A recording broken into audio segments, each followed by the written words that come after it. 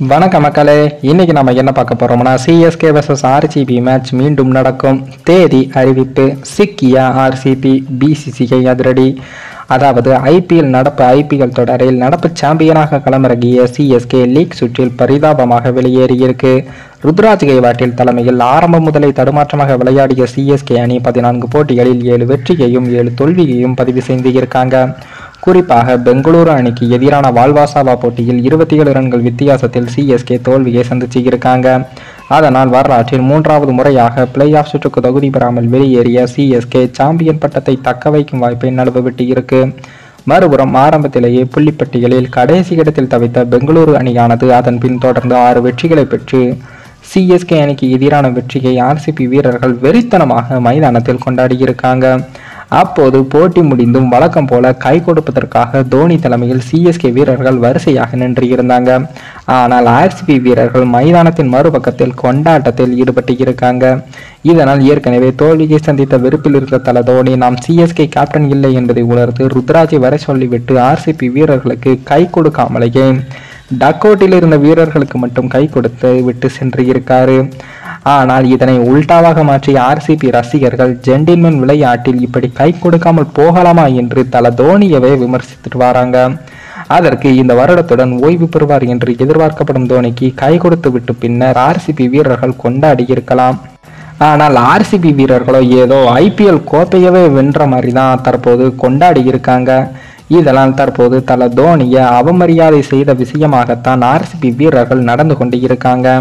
இந்த நிலையில் தான் தற்போது ஆர்சிபி vs சிஎஸ்கே போட்டியில் 2 இல்லீகல் வேலைகள் நடந்து உள்ளதாகவும் அது தற்போது உறுதி செய்யப்பட்டு உள்ளதாகவும் தகவல்கள் வெளியாகி இருக்கு.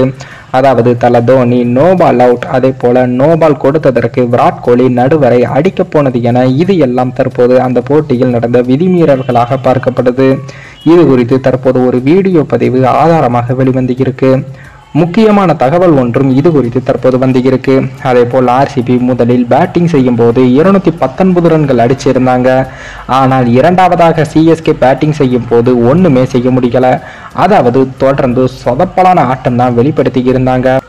அதே போல் நம்ம ருத்ராஜ் அவர்கள் தொடர்ந்து நன்றாக விளையாடியும் கடைசி போட்டியில் ஆர்சிபிக்கு எதிரான போட்டியில் மேக்ஸ்வெல் பவுலிங்கில் டக் அவுட் ஆனது என எல்லாமே ஒரு சந்தேகமாகத்தான் இருக்கு. நல்லா விளையாடிட்டு வந்த சிவம் துபேவும் 15 பந்துக்கு 7 ரன்கள் அடிச்சது என எல்லாமே ஒருவித சந்தேகத்தை தான் ஏற்படுத்தி இருக்கு. இந்த மேட்ச்ல பால் டெம்பரிங் எதுவும் நடந்ததா என்றும் அது குறித்து விசாரணையும் நடத்த இருக்காங்க. அதாவது பந்தை சேதப்படுத்தி வீசினா பவுலர்களுக்கு சாதகமாக விக்கெட்டுகள் விழும்.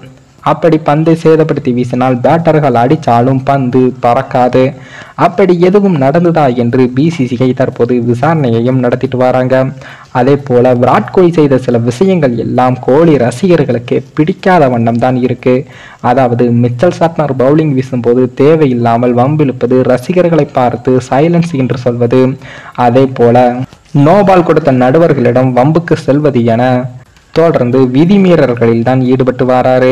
அதே போல் வெற்றி பெற்ற பின் ஆர்சிபி வீரர்கள் அனைவரும் தோல்வி அடைந்த சிஎஸ்கே அணிக்கு கை கொடுத்து வழி அனுப்பிவிட்டு கொண்டாட்டத்தில் ஈடுபட்டு இருக்கலாம்.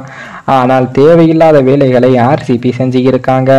இதெல்லாம் கப்படிச்சுட்டு பண்ணா கூட ஏதோ 16 வருஷம் கழிச்சு ஆர்சிபி அணி கப்படிச்சிருக்காங்க. அதனால இந்த செலிப்ரேஷன் பண்றாங்கன்னு கூட சொல்லலாம். ஆனால் ஏதோ ஒரு பிளே ஆஃப் போனதுக்கே இவ்வளவு பெரிய செலிப்ரேஷனா என்று ரசிகர்களும் கிரிக்கெட் வல்லுநர்களும் விமர்சிச்சுட்டு வராங்க. இந்த நிலையில் தான் தற்போது ஆர்சிபி போட்டியில் இல்லீகல் வேலைகள் நடந்தது தற்போது உறுதி செய்யப்பட்டு உள்ளதாகவும் தகவல்கள் வந்து இருக்கு. மேலும் இந்த வீடியோ ஏதோ ஒரு விதத்தில் உங்களுக்கு பிடித்திருக்கும் என்று நினைக்கிறேன். நம்ம சேனலுக்கு புதிதாக வீடியோ பார்க்கிறீர்கள் என்றால் மறக்காமல் சப்ஸ்கிரைபர் செய்துவிட்டு பாருங்கள். இன்னொரு வீடியோவில் சந்திக்கும் வரை நான் உங்கள் தமிழ்.